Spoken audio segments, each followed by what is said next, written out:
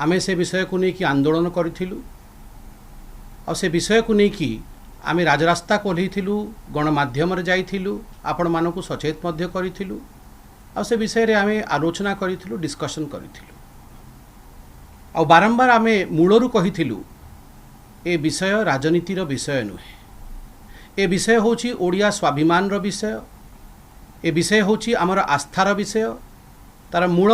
विषय रहुची मंदिरर सुरक्षा कीर्तिराज हमर इतिहास आ केबेले जे भारतीय जनता पार्टी आ आमे हमर स्वर उत्तोलित करथु ताहा नुहे आमे मध्य करथिलु आमे देखिछु जनसाधारण मध्य ए विषय को नेकी बहुत उद्वेलित थिले गणमाध्यम मध्य ए विषय को नेकी तांका मत रखिथिले अनेक डिबेट माध्यम रे जहाँ एक स्वस्थ लोकतंत्र हवा कथा डिस्कशंस ताहा गणमाध्यम करथिला केवल गणमाध्यम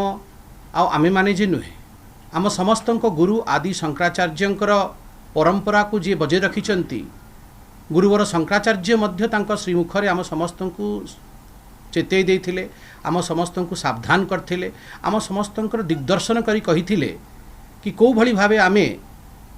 पुरी मंदिरर सुरक्षा विषय चिंतित हवा दरकार ये होची एक स्वस्थ लोकतंत्रर चिन्ह जेबे भी आमर मंदिर जेबे भी आमर इतिहास उपरे कुठाराघात हबो आमे से विषय को नेकी जदि किछि शंका थिबो आमे जनसाधारण को माध्यम को आसीबा आमे देखिछु कि पीआईएल हैला काली पीआईएल रो किछि वर्डिक्ट सुप्रीम कोर्ट रे आसिला किए पीआईएल कला कोन प्रस्तुति थिला को भली भावे प्रिपरेशन है कि से माने पीआईएल रे जाइथिले ताहा आम विषय नुह आमे एक राजनीतिक पार्टी पीआई आमर नथिला बहुत बड़ देश बहुत बड़ लोकतांत्रिक देश समस्त अधिकार अच्छी से तांकर विषय को नेकी तांको तरीका रे से ए युद्ध को आगु बढ़ी पारंती पीआईएल टा आम विषय नुह आमर मुख्य विषय और मुख्य अभियोग कौन थिला मु चाहूची टिके आपनकर स्मृति पटल को पुणी थरे मु तरोताजा कर दिए पुणी थे आपको मन पकई दिए कि दी तीन टा प्रेस वार्ता प्रेस कॉन्फ्रेंस करी भारतीय जनता पार्टी तार कौन अभियोग रखिथिला प्रथमे भारतीय जनता पार्टी समस्त नेतागण एक स्वर रे कहिथिले कि आमे विकास और ब्यूटिफिकेशन रो विरोध रे नाहू आपण समस्त बाइट सुनी पारिबे आमे समस्ते कहिथिलु कि विकास और ब्यूटिफिकेशन रो अवरोध आमे करूना आमे चाहूचु काम हो आमे चाहूचु विकास हो विकास पर्यायवाची होची मोदी सांगरे विकास हो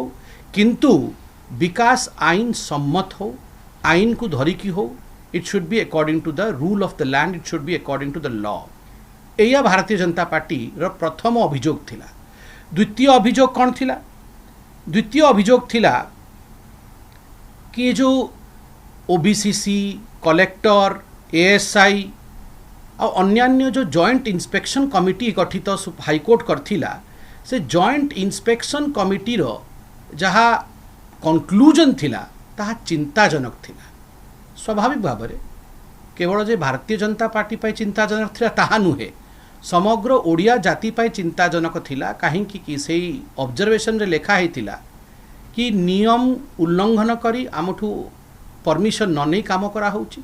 आ बोध हुए किछि कीर्तिराजी जहाँ माटी तले दबिकी रही ताहा लोप पाउची किंबा ध्वंस हबार सीमारे अच्छी ये सबू चिंताजनक विषय डीपीआर बारंबार बदला होची ए सबू विषय को लेकिन आम प्रेस कॉन्फ्रेंस कलु आउ आमर अभियोग कौन थिला आमर अभियोग रहिला आपण मूलरू देखिबे आमे सबबेले कहिछु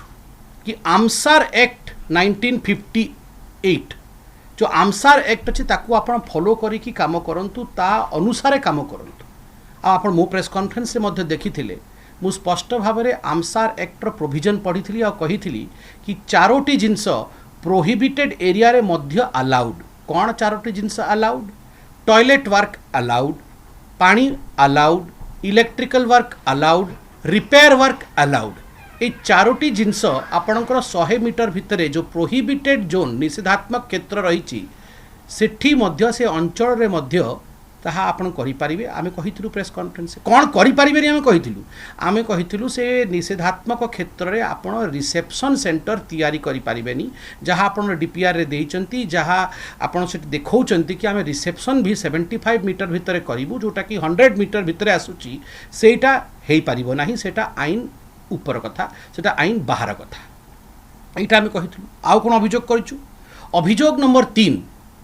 कि राज्य सरकार एएसआई सांगरे मिलिकी काम करूनी, जीपीआरएसटी हवा कथा, कीर्तिराज नष्ट होउची कि नष्ट होनी ताहा विषय राज्य सरकार को चिंता करबा कथा। एएसआई और राज्य सरकार मिसिकी मिलित भाव में आमर स्वाभिमान आमर आस्थार केन्द्र विषय चिंता करंतु। यह गोटे अभियोग थिला। चतुर्थ अभियोग कौन थिला? चतुर्थ अभियोग थिला कि जहाँ आमर कीर्तिराज रही सी जमी लोप न पाऊ ताहापाई समय थाई आपण जीपीआरएस करंतु, जोटा कि जॉइंट इंस्पेक्शन कमिटी कही जीपीआरएस है ना, ये भारतीय जनता पार्टी कही नहीं, कलेक्टर मध्य सेठी थिले आ सी कही कि जीपीआरएस है ना। आमे स्वर उत्तोलित कर कहलु कहीं जीपीआरएस है भंगा सिंह बाहर ले आपण जीपीआरएस करंतु।